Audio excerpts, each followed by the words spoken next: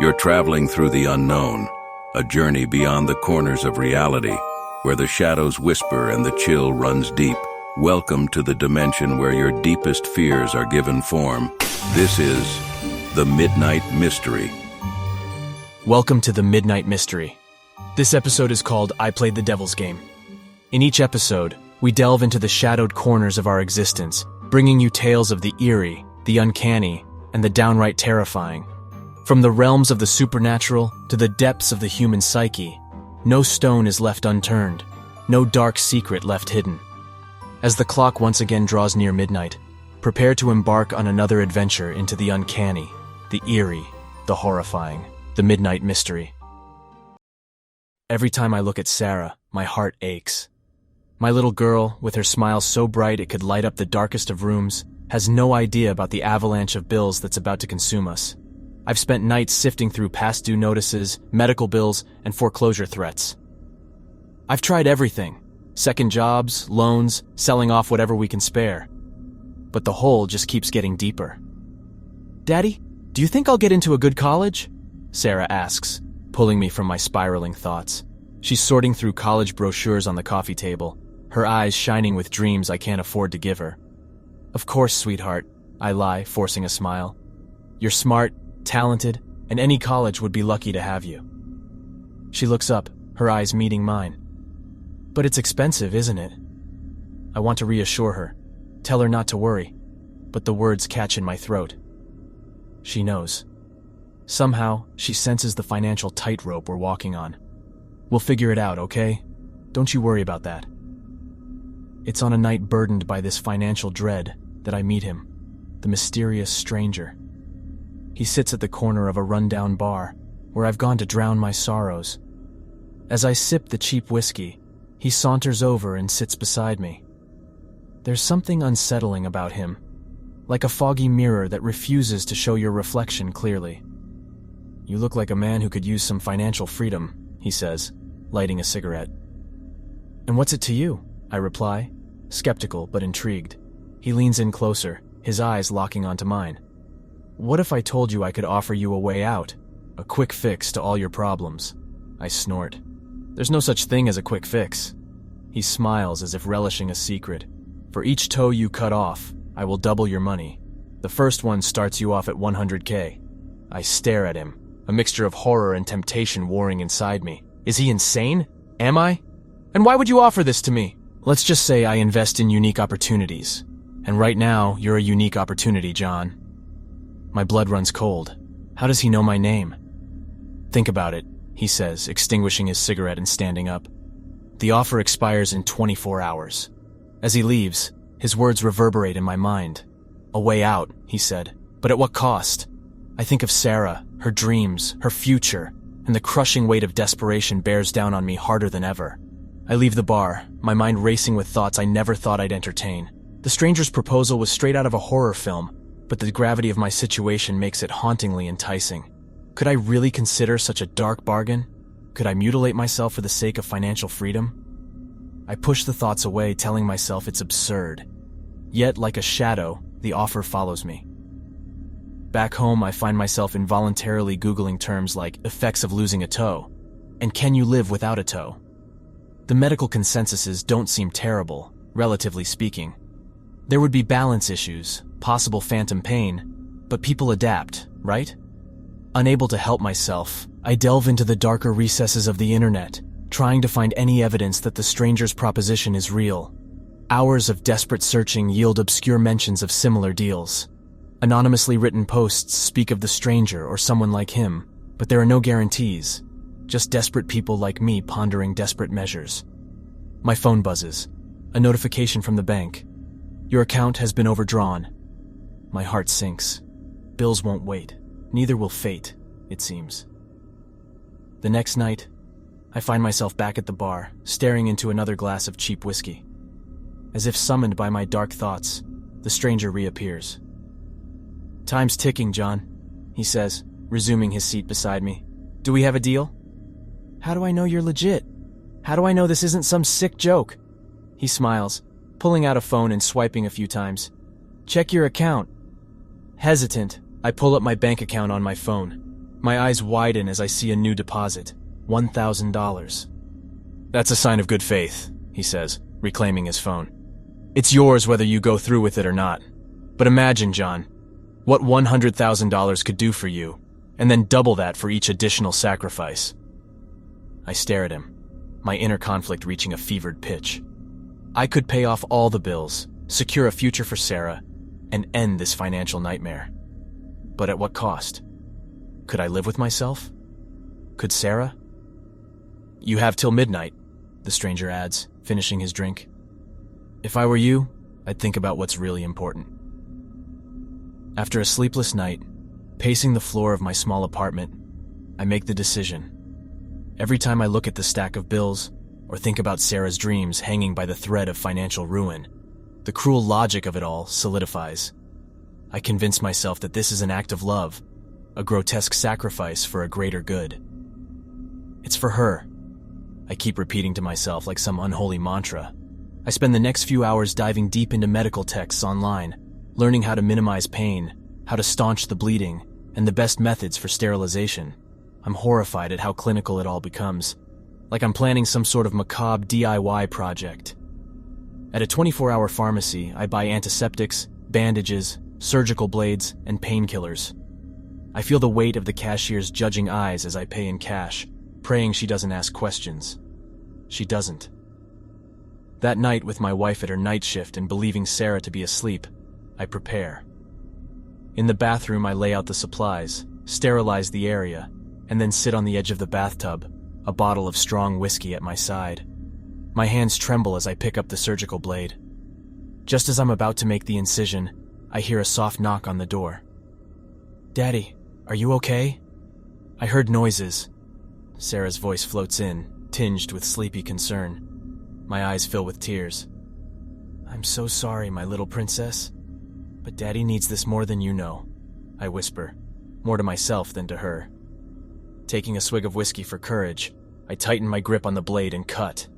The pain is excruciating, a searing fire racing up my leg. My scream is muffled by the towel I bite down on.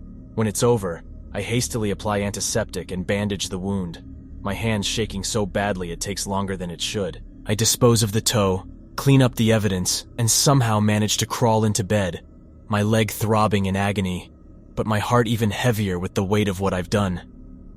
I send a single text message. It's done. Minutes later, my phone buzzes with a notification. A deposit has been made to my account, $100,000. The next morning, I hobble around on crutches, telling Sarah and my wife that I had an accident at work. They're concerned, but I assure them it's nothing serious. My wife goes off to her day job, still unaware of the dark transaction that's unfolded. Sarah eyes me warily before leaving for school. She knows something's off, but can't quite put her finger on it. As soon as I'm alone, I log into my bank account and stare at the 6-digit figure. For a moment, the weight lifts. I pay off all the outstanding bills, the mortgage, medical debts, credit cards, everything. Yet after the digital dust settles, I realize that the remainder won't last long. It's enough for a fresh start, but not enough to secure a future for Sarah, to fund her college, to truly escape the rat race. My heart sinks as the grim reality sets in. Even a fortune comes with its own set of chains. For the next few days, I'm tormented by the temptation to take the deal to the next level. The stranger had said the money would double with each toe. That means $200,000 for just one more. I find myself calculating, rationalizing, justifying. My mind becomes a battleground where reason and desperation wage war. I receive a text message. "Satisfied with your investment?" It reads. It's from an unknown number, but I know it's him, the mysterious stranger. My thumb hovers over the screen. What to reply? Finally, I type, "Is the offer for the next step still open?" "Always," comes the immediate response. For hours, I grapple with the decision, and with myself. What's another toe in the grand scheme of things? I think about Sarah, her college fund, the promise of a life free from the financial struggles that have plagued our family for years. I set out the medical supplies again, sterilize the blade, and prepare another bottle of whiskey. My heart pounds as I stare at my remaining toes, each one a potential ticket to a different life, a different future. I set out the medical supplies again, sterilize the blade, and prepare another bottle of whiskey. My heart pounds as I stare at my remaining toes, each one a potential ticket to a different life, a different future. Before I can overthink it, I grip the surgical blade and make the incision. My body shakes as the pain flares up, even worse than the first time. I bite down hard on the towel again, muffling a scream of agony and regret. Once it's done, I take care of the wound, sterilizing, bandaging, cleaning up the horrific mess. Exhausted, physically and emotionally, I crawl into bed, a broken man filled with a disturbing mixture of relief and self-loathing. My phone buzzes with another notification. Another deposit has been made to my account, $200,000 this time. As I lie there, staring at the ceiling, I wonder how many pieces of myself I can lose before there's nothing left to give. My thoughts drift to Sarah, and I imagine a future where she's free from the financial hardships that have haunted our family for years. But then I also imagine her discovering what I've done to provide that freedom. Would she understand? Would she forgive me? I fall into a restless sleep, my dreams filled with faceless strangers and mutilated limbs, and a growing sense of dread that I've started down a path from which there's no turning back. A week passes, and I do my best to act normal. The physical pain subsides, but the emotional weight of my choices casts a dark shadow over the household. It's palpable, even if Sarah and my wife don't know its source. One evening, I hear a knock on my door. I open it to find Sarah standing there, holding a bag filled with medical supplies and her face awash with a mix of confusion and horror. "Dad, what is this? I found it hidden under the sink." Her voice quivers, barely above a whisper. I hesitate, searching for words that can somehow sanitize the grim truth. But one look at her face, and I know there's no point in lying. "Sit down, Sarah," I say, my voice heavy with regret. "There's something I need to tell you." The ensuing conversation is the hardest I've ever had, I confess, laying bare the terrible choices I've made. As I talk, I watch her expression shift from disbelief to disappointment, and finally, to a sort of resigned sadness. "So you mutilated yourself for money," she says flatly when I'm done. "Is that what we've come to, Dad?"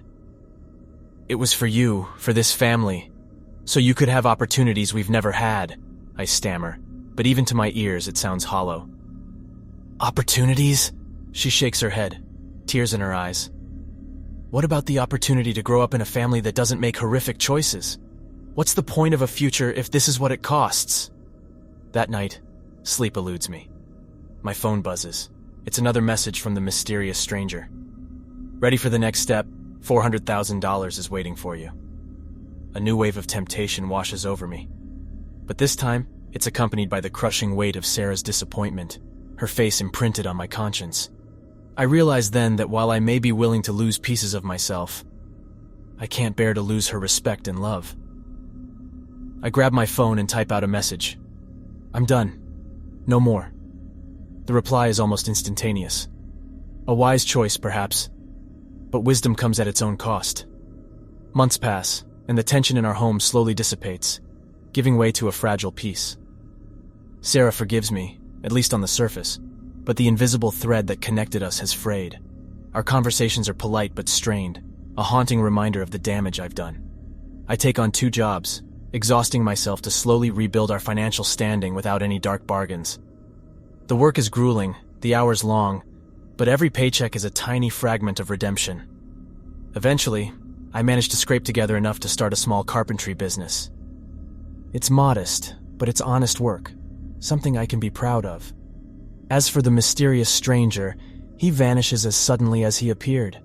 I occasionally find myself scrutinizing faces in crowds, in bars, wondering if he was ever real or if he was some malevolent figment of my imagination, a manifestation of my own desperation. Sarah wins a scholarship, and as we drop her off at college, I can't help but feel a mix of pride and regret. "You did it, sweetheart. All on your own," I tell her. "Yeah, Dad. We both learned our lessons, didn't we?"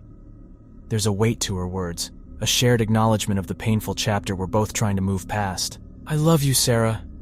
I'm sorry for everything," I say, my voice choked with emotion. "I love you too, Dad. Let's try to be better, okay? For each other." As we say our goodbyes, I watch her walk away, A young woman stepping into a new chapter of her life, one that's untainted by the grim choices of the past. As for me, I turn back to the life I'm rebuilding. One nail, one plank, one honest day's work at a time. I hope you enjoyed our episode. I'd like to extend a heartfelt thanks to you, our brave listeners. Your presence in this shared journey into the unknown is what fuels our stories. Your fascination is our motivation. Did this episode send chills down your spine? Then leave your comments, your thoughts and theories, your own midnight mysteries. Your feedback is the beacon that guides us through the uncharted territories of our stories. And if you haven't already, remember to subscribe to our channel. By joining the Midnight Mystery family, you won't miss out on a single chilling tale. As a subscriber, you'll be the first to know when a new episode lurks around the corner, ready to pull you back into the shadowy depths of the unknown. This is the Midnight Mystery signing off, leaving you with a simple reminder. When the clock strikes 12, fear the silence, for that's when our tales come to life. Good night, Midnight listeners. And remember, not all who wander into the dark are lost.